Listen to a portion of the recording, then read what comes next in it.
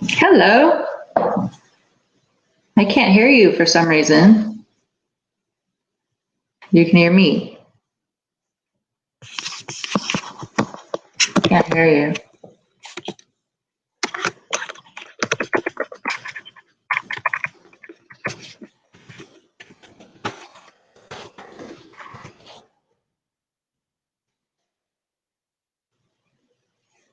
Can you hear me?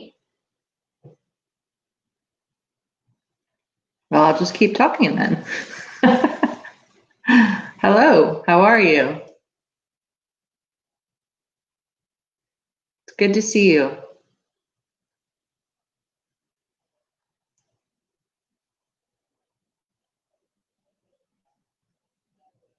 I still can't hear you.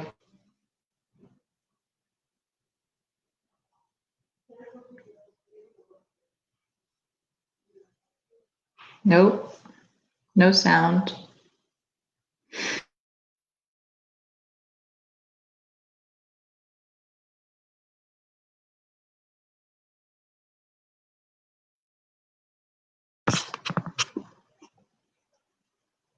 Can you hear me now?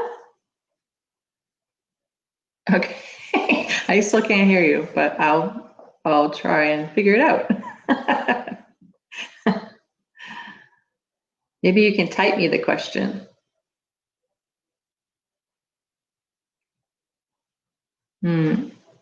Nothing. Let me try on mine. Better?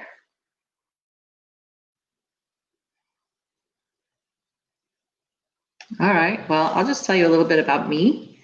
I grew up in Southern California. My parents met in Salinas before I was born and got married. They went to high school there. They were high school sweethearts. And I had several aunts and uncles that lived here. Two used to work at the Spreckles factory. And one, my aunt used to be the head of the American Cancer Society. So we used to come up here a lot, and I really, really loved it here. I thought it was just absolutely beautiful. And so I ended up going to, back then, the Monterey Institute of International Studies, getting my MBA, and I just knew I had to come back. But I ended up in New York for 22 years, and actually a year ago tomorrow, I started this job here at Gathering for Women Monterey. We're a nonprofit based in downtown Monterey, and we're focused on the daytime needs of homeless women and housing insecure women on the peninsula. And we provide all sorts of things for them. We provide nutritious meals, showers. Right now, because of COVID, we provide masks and hand sanitizers, clean clothing. We provide case management so we can try and get them into housing. We do the best we can to make their lives a little easier. It's not easy for these women on the peninsula being homeless. A lot of them live in their cars. Some of them are in tents. More than 50% of them are over 50, if you can imagine. And some of them are in their 70s and 80s. It's really, really heartbreaking to see that. And so we provide everything that we can free of charge. They just need to come and meet with a caseworker, and we'll find out a little bit about their story, and then we can offer our services to them. We're a bit sad because of the pandemic. We've had to change some of our services. Before, when I first started, we were able to provide all kinds of wonderful things. We provided meditation courses, acupuncture. You could learn to paint. You could decorate matchboxes. You could go through a workforce development program and go through interviewing and writing your resume and all sorts of things. But because we can't be in enclosed spaces close to each other, we've had to cancel all of that. We used to have these amazing meals for holidays like Thanksgiving and Christmas, where we'd all sit for maybe 30 of us, volunteers, staff, everyone just had a wonderful, wonderful meal together. And now we can't do that. We have to sit outside, which, you know, actually is kind of nice right now, particularly in Monterey because it is so beautiful. But we can't be in big groups. We can only have about 10 women eating at any given time. So that's a bit sad. But like I said, we do the best that we can, and we're still here. We've been here ever since the pandemic started, and we'll keep going as long as we possibly can. We were actually started by 5 local women who found that there was a need for women who were homeless, their needs weren't being met. And so they created this. Used to be a 1 day a week program, and now we're 5 days a week. in a permanent location, which is really amazing. And that's all due to community support. We had a lot of foundations and individuals that have helped us, and we're starting to get more corporations coming online to help us as well. So it's been an amazing service, and we normally would have over 150 volunteers who would help us. And we love our volunteers. Unfortunately, a lot of them are older. And so, well, I shouldn't say unfortunately that they're older, but they're in the dangerous category with this pandemic. And so we have asked them to stay home if they feel they need to, because we want them to be safe and we want them to be able to come back when this is all over. But we've been getting some new volunteers, which is really encouraging. So if anyone's watching this and wants to come and volunteer with us, we'd love to welcome you. You can just email us. You can actually email our volunteer coordinator. Her name is Betty. Her email is betty@gatheringforwomen.org. And she can get you an invitation and fill out a form. And you do need to be fingerprinted. We require fingerprinting so that we know that our women who come to us will be taken well care of by someone who's safe. And that's a very important part of this. But we try and make their lives as normal as possible as best we can. We try to get them into housing through our partners, and we're glad we can be here.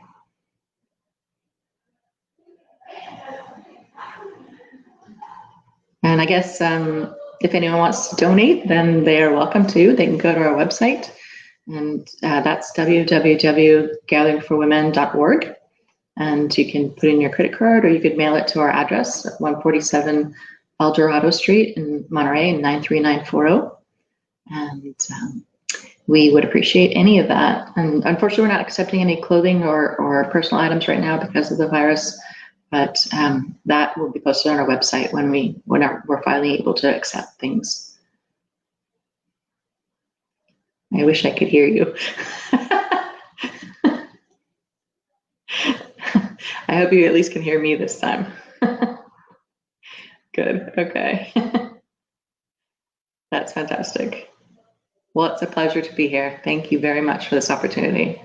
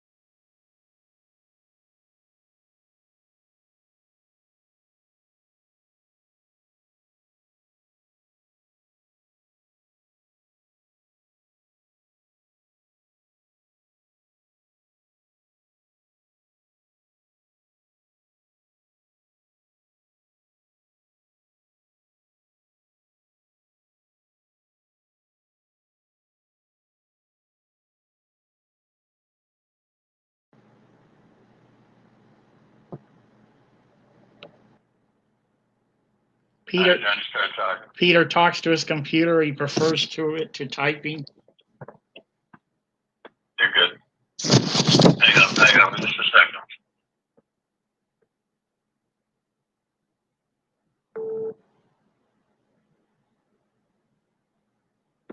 Hello? All right, try it now. I'll put her back on. Staci, can you hear me now? I can hear you now. Okay, great. You did a nice presentation there. And you still got a little bit of time, right? Okay. How many years has the Gathering for Women been in operation? We've been here now 6 years, but only in this location just 2 years, or on the peninsula for 6 years. And you said there was 5 women that masterminded this. They did. And are they still are they still involved?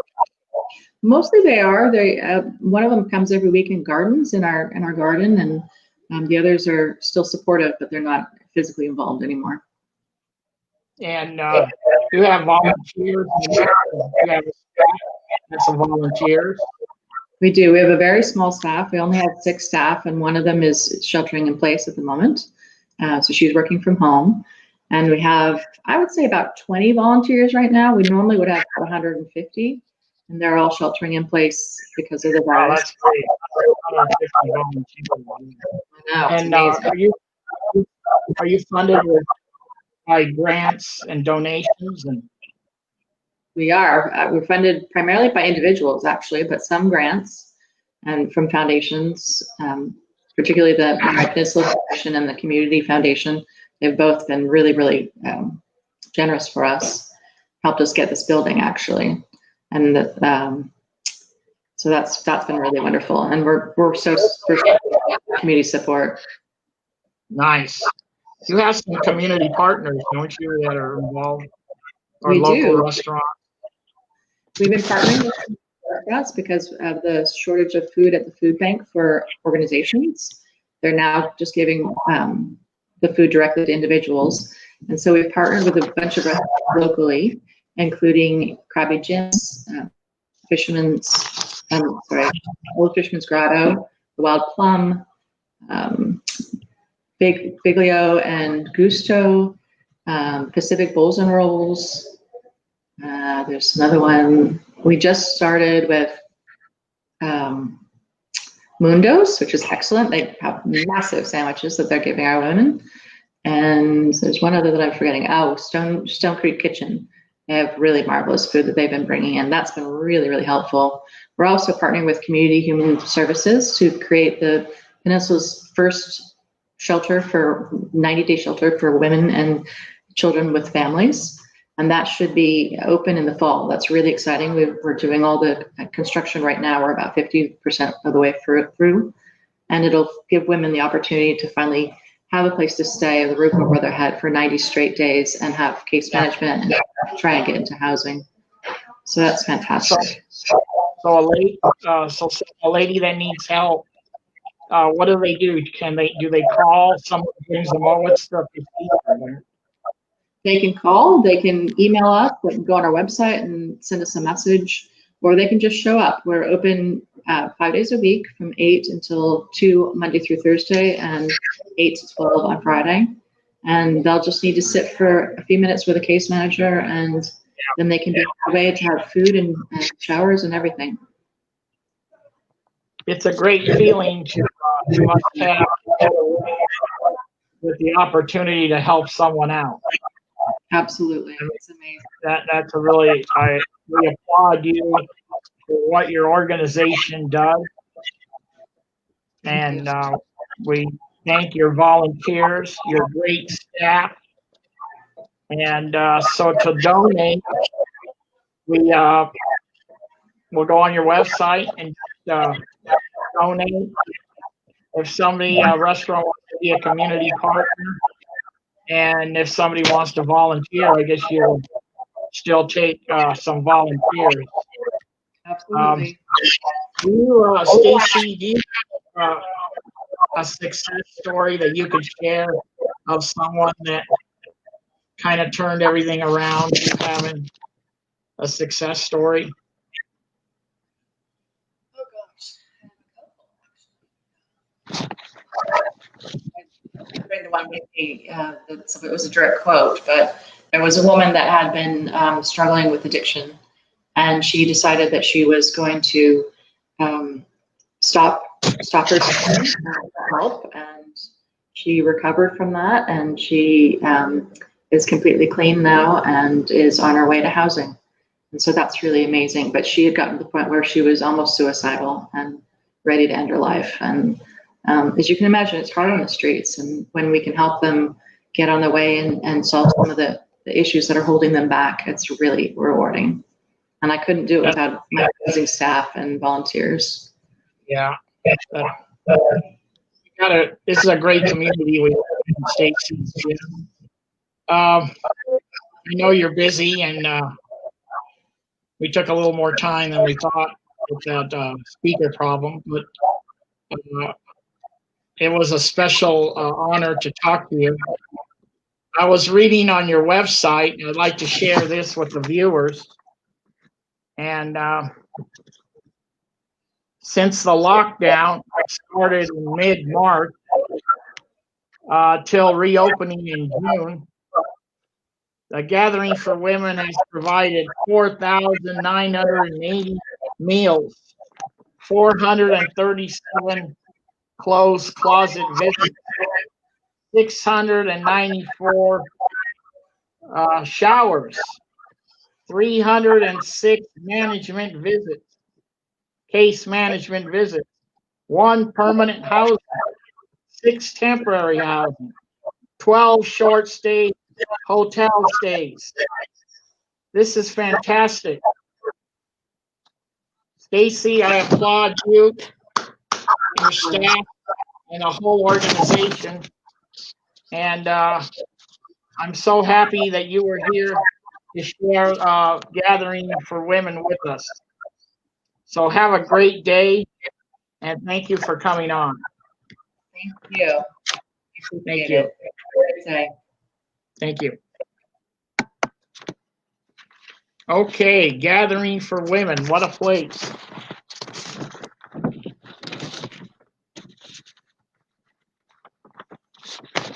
Once again, if you want to volunteer, you want to be a community partner, or you want to donate, call 241-6154. 241-6154.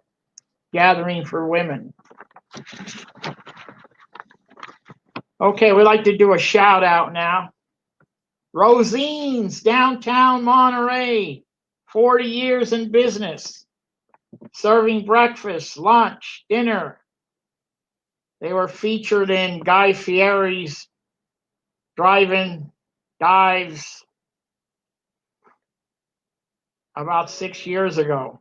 Famous for their big, beautiful cakes that Rosine makes. Believe me, when you go there, you won't leave hungry. They now have an outdoor patio, so check them out. 375-1400. 375-1400. Tell them cousin sent you. Okay, great. All right, let's go with everything seems to be working okay now. So let's go with our second guest here. This gentleman is actually my cousin. We got the same name, John Aliotti. And he's the co-owner of the Carmel Valley Art Association. Him and cousin Shelley, his talented wife, are owners of the Carmel Valley Art Association. Let me welcome John Aliotti. How you doing, cuz? How you doing, John? Hey, how do I look? I look okay? You look great. Now, this is like who's on first, because a guy asked me, hey, John Aliotti, who's your guest? I said, John Aliotti. He goes, no, you don't understand. Who's your guest? I said, John Aliotti. But anyway, but welcome to the show. Well, glad to be here this time. Hope everything is working fine. I see the red light. Just a little bit with the speaker, but we're good now. Yeah, good. So John's grandfather and my grandmother are brother and sister, and we grew up a couple blocks away on Spaghetti Hill. That's right. Yeah. What an experience. Right. So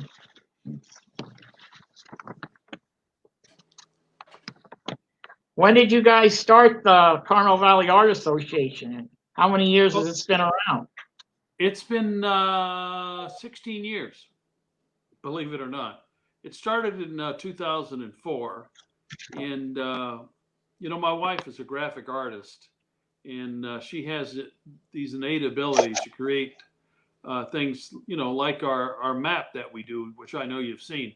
She creates that all on her own, and it's just an amazing piece of work, and it's a piece of artwork. And she was doing these things, and customers were coming to the house to have brochures done and things like that. And I really didn't like the idea of me being away and people coming to the house. So I suggested, why don't we find a spot in the village? Doesn't have to be fancy, doesn't have to be too big.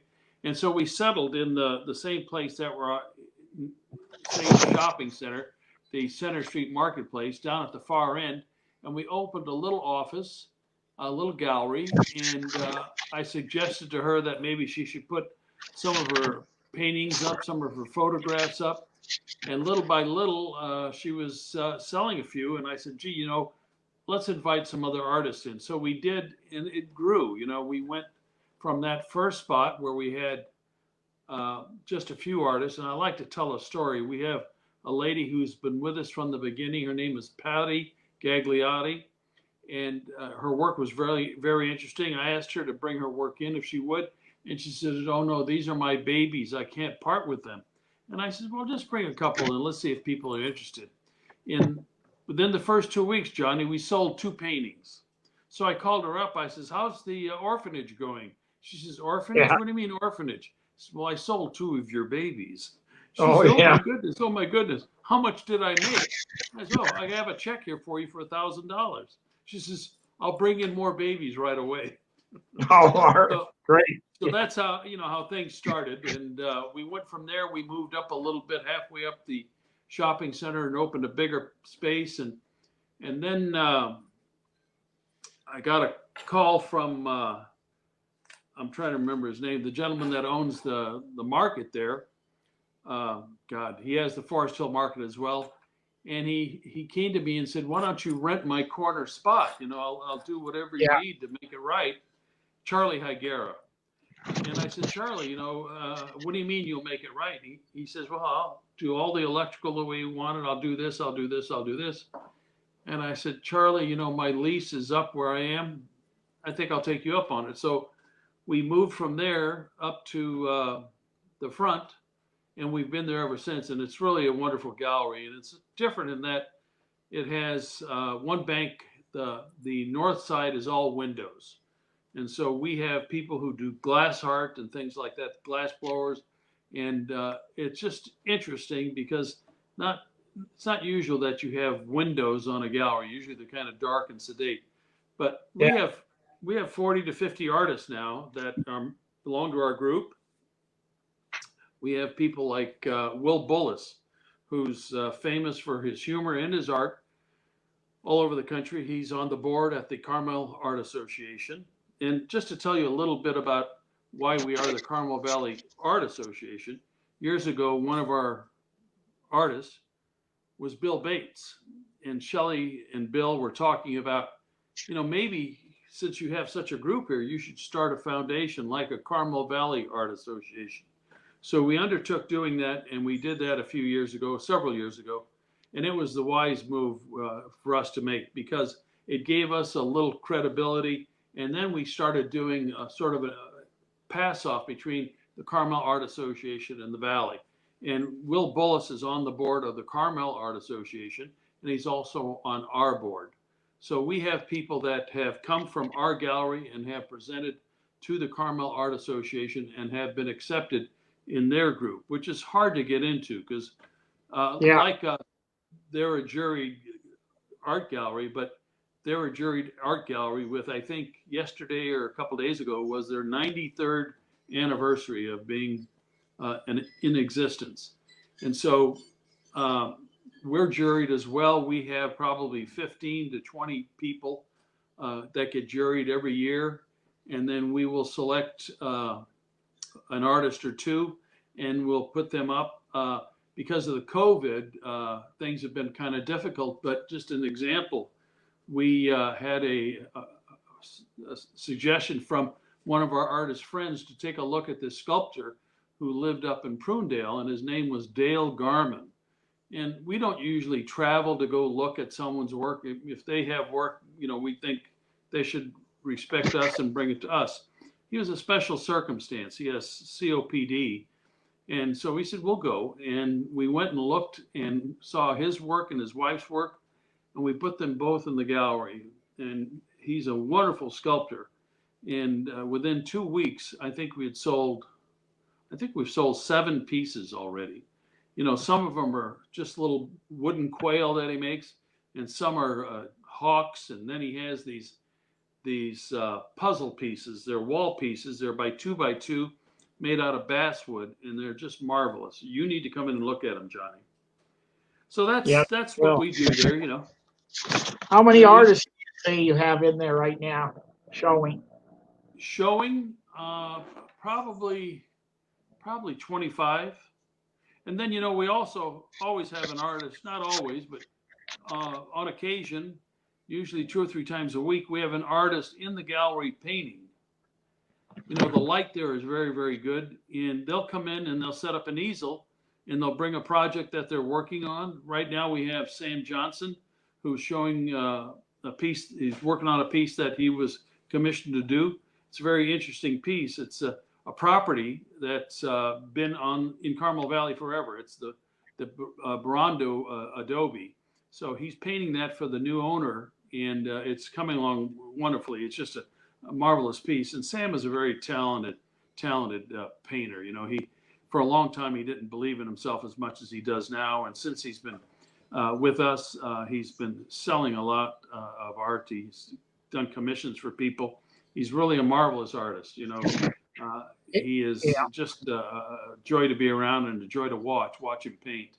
And we have people like Tom Hawley, another artist that paints in the gallery. Tom has been on the peninsula for years. He was an attorney for years and decided he just had enough with the attorney stuff. He says, I want to do what I want to do. So he started painting, which is a hobby of his. And it's not a hobby anymore. It's a business for him. And he also started growing Chardonnay grapes, and he was bottling his own Chardonnay for a while. So there's a little story of a man that, said, I'm tired of being an attorney. I want to do something with my heart. And so he did. And it's just really a place where people come. We have people come in all the time just to take a walk around the gallery. Yeah, it's nice. Yeah, it is. It's a different atmosphere. We don't expect you to buy anything, but we're not a museum. We want you to come in and take a look. And if you have a question, I try to teach all our artists not to be salespeople, but to be cordial, to be open to asking the questions like, have you ever been in before? Where are you from? And you start a dialogue, and pretty soon they say, I heard of an artist that used to be in Carmel Valley. His name was Jack Swanson. He was a cowboy. And I'll show them some of his work. We're one of the only galleries that ever show Jack Swanson's work, and we've sold his pieces out of our gallery, which is an amazing thing to do because his pieces aren't, shall we say, inexpensive. But that, and then I've been bringing in people who may remember me from years ago when I had a large collection of Indian jewelry in Carmel. And recently I'm bringing in one-of-a-kind pieces, and I have 2 different showcases now with jewelry in them, Indian jewelry. And I have some just magnificent pieces for people that want to find those older 1960s and earlier old original Indian pieces. What I like about the gallery is that at any time you could go in and you have an artist there. Yeah. That is part of the show, and you could talk to an artist. Yep. Every day, which is really a nice, really nice feature there. And well, Johnny, when someone comes in, a lot of times they're just taking a walk.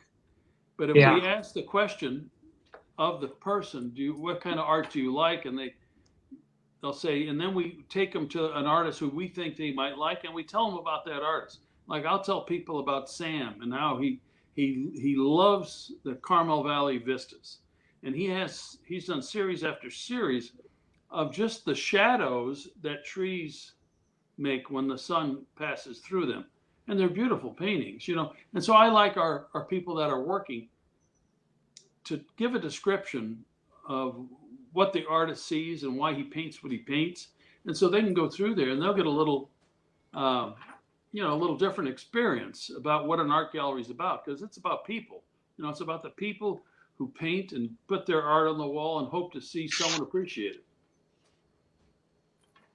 Yeah, let's say an artist wants to get in. What do they do? How do they apply, They John? need to come in, and by now, with the way things are, they should be able to come in and send us email with the work, and we'll take a look at the work, and then if we like the work, we'll ask them to bring 6 pieces in, and then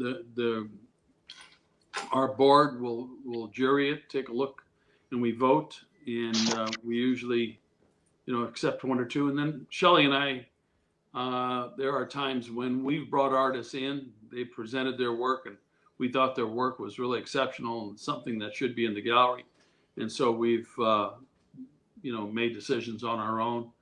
And other than that, the gallery is pretty much a co-op where everybody that is a member has a say. But in the end, Shelley and I are the ones paying the bills. And so if we find somebody that we think doesn't need to be juried, then we'll just bring them in. Yeah, I recommend taking a ride to beautiful Carmel Valley. Grab a little lunch. It's a beautiful, relaxed atmosphere. Yeah. Take some great Carmel Valley wines, and then check out Carmel Valley Art Association. You will love it. Johnny, if I can just go ahead. I was going to say, go ahead. No, I was just going to suggest, people, we have our Carmel Valley Road Company. That's what I was going to say. I knew you were. I can read your mind. It's like we're 2 John Aliottis here. Yeah, I was going to say that you have another little business, and share us. Go ahead and share. Well, we've been, like I say, we've been there 16 years, and Carmel Valley is a small community. And so usually you'll have a Chamber of Commerce that'll promote their particular area. But our valley is so small and the village is so small, we didn't have enough stores, businesses, to be able to donate enough money so that the chamber could do a big expose, let's say, of what Carmel Valley Village is. So we decided to do it on our own. And we do that with the map that we've done, where we have a walking map of Carmel Valley Village. And we've also done it with Carmel Valley Road Company. Carmel Valley Road Company is an online website where you can go and see everything that is happening in Carmel Valley Village. So it's Carmel Valley Road Co. You can go there and you'll have little buttons to hit on. Let's call them buttons for our old people. And you can say, I want to see the restaurants. Well, you hit on restaurants and you'll get a list of all the restaurants in Carmel Valley. And we start at Highway 1 and we go down Carmel Valley Road through the village. So if you want to check restaurants out, you can check restaurants out. Or say, you're going to Carmel Valley for a wedding and it's going to be at the Holman Ranch. I wonder what that place looks like. Do I need to wear cowboy boots, or, how do I dress? What kind of place is it? Then go to the wedding venue section, take a look at Holman Ranch, see what it looks like, decide, there's where it's located. There's a map there. We can stay at the I forget the name of the hotel, but there's the Oaks, different motels that are close. They can stay there. They can look at if there's going to be at Carmel Valley Ranch. They can see the ranch and what it's like, and they can see all these different venues. So there's restaurants, ranches. They can make reservations for a restaurant. They can see all the wine venues. You can see our friend Sal Rambi's little place there. And there's all sorts of things and descriptions of various properties on our site. That's great for travelers. I know when you travel somewhere and you can't figure anything out, is here you go to the website, you got restaurants, it's nice. That's really a nice feature you guys did. And John just left. Well, no, I didn't go. He's back. There we are. You're touching that thing again. Don't touch it. He's back. Okay. Anyway, this is great. So John, I appreciate you coming on, buzzing with Cousin, and sharing the Carmel Valley Art Association with us. And we'll see you out in the valley. Take care, Cousin. All right. Thanks, Cousin. Okay, I want to just, we had like a 4 or 5 minute glitch there at the beginning. I apologize, but Staci did a beautiful job.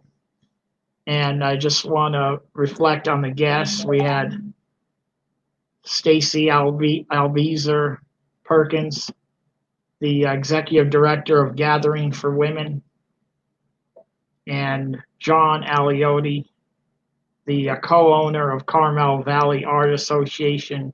We thank you for coming on. We thank the viewers for checking out this show. And I'll be back on August 25th with 2 more guests. August 25th with 2 more guests. So I'd like to thank everybody. Thank you for buzzing with Cousin. And everybody be safe. Have a great day. Thank you. Bye.